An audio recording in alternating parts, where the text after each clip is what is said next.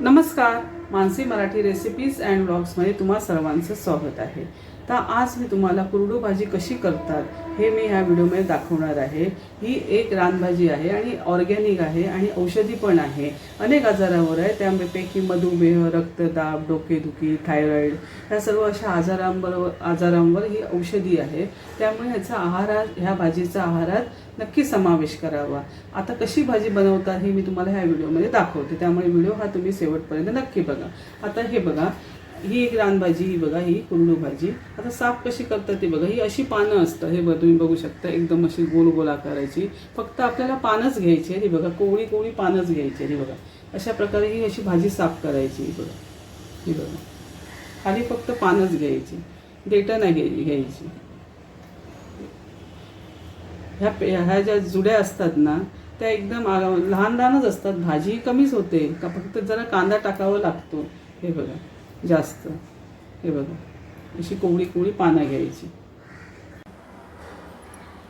कुरडू भाजी मी साफ करून घेतली। आता ही मी 2-3 पाण्याने चांगली स्वच्छ धुवून घेणार, कारण याला माती वगैरे भरपूर असते त्यामुळे। आणि मग मी ती बारीक चिरून घेणार। हे बघा भाजी स्वच्छ धुवून घेतली, आता मी चिरून घेते। हे बघा, हे बघा, कारण चांगली भाजी बारीक चिरली ना त्याची जर टेस्ट आहे ना ती छानच येते। हे बघा चांगलं पाणी निथळून घेतलं आणि चांगली बारीक चिरायची। बघा त्याची चव छान येते भाजीला, चांगली बारीक चिरून घ्यायची। बघा अशी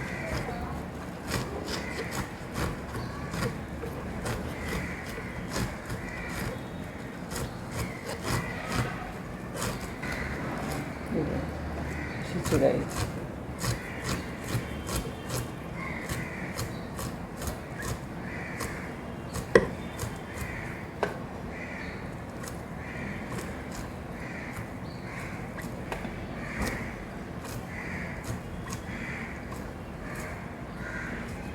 हे बघा अशा पद्धतीने मी सर्व भाजी चिरून घेते। भाजी चिरून घेतली आणि त्यासाठी लागणारं साहित्य बघा, एक कांदा, 5-6 लसणाच्या पाकळ्या, एक मिरची तुम्ही तुमच्या आवडीप्रमाणे कमी जास्त करू शकता, थोडं खोबरं, थोडासा हिंग आणि मूग डाळ ऐवजी तुम्ही चणा डाळ पण घेऊ शकता, आणि मीठ आणि तेल। एवढंच साहित्य ही भाजी बनवून तयार होणार। तुम्हाला मी दाखवते। कढई छान तापली आहे, आता याच्यामध्ये मी तेल टाकते। तेल तुम्ही तुमच्या आवडीप्रमाणे कमी जास्त करू शकता। पालेभाजींना जास्त तेल लागत नाही, हे बघ तरी पण मी 2 चमचे टाकले। तेल छान तापलं आहे, आता ह्यामध्ये जाईल मिरची, हे बघा, नंतर जाईल लसूण, नंतर थोडासा हिंग,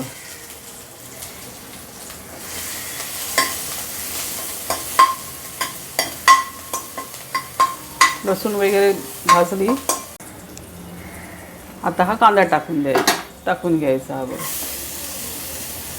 कांदा थोडासा नरमच आहे, का जास्त करपवायचा नाही कांदा। हे बघा कांदा आता नरम पडला आहे, हे बघा बऱ्यापैकी जरासा तांबूस झाला आहे। आता आपण ह्याच्यामध्ये मूग डाळ टाकून घ्यायची। बघा ही मी 2 तासापूर्वी भिजत टाकली होती, पण ही लवकरच हे होते, फुगते। चणा डाळीला जरा वेळ लागतो।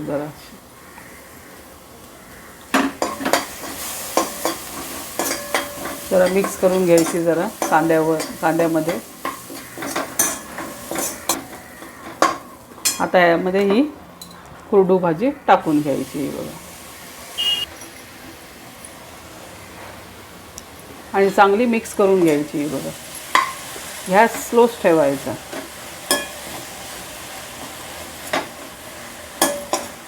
आता ही कमी होणार आता शिजून अजून।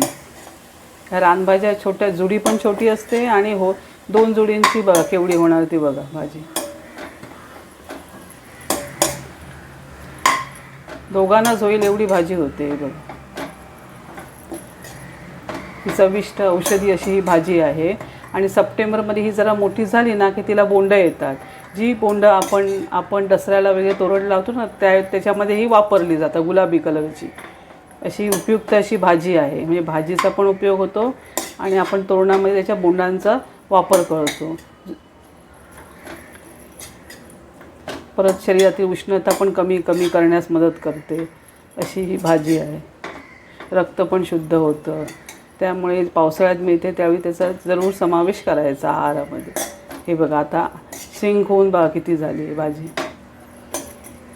आणि ही भाजी उकडून नाही घेतली तरी चालेल, कारण ह्याची पानं बिनं एकदम म्हणजे अशी हे कोवळीच असतात. जर का आपल्या टाकळ्या बिकळ्यासारखं अशी जाडसर नसतात.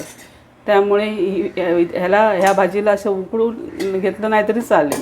ती अशी डायरेक्ट करायची जशी आपण मेथीची वगैरे करतो त्याप्रमाणे. हे बघा भाजी किती कमी झाली. गॅस स्लोच ठेवून परतवायचं नाही तर भाजी लागेल भांड्याला. हे बघा. आणि याची चव जी आहे ते अगदी माठाप्रमाणे लागते. माठाची भाजी असते ना त्याप्रमाणे. ही बघा आता भाजी बऱ्यापैकी शिजून झालेली आहे. आता आपण मीठ टाकायचं लास्टला. हे बघा लास्टला मीठ टाकल्यानंतर भाजीचा कलर टिकून राहतो. चांगली मिक्स करून घ्यायची आणि मग खोबरं टाकून घ्यायचं. हे बघा तुम्हाला किती पाहिजे कमी जास्त ते खोबरं टाकायचं आणि चांगलं असं मिक्स करून घ्यायचं. अशा प्रकारे ही आपली कुरडूची भाजी तयार झाली.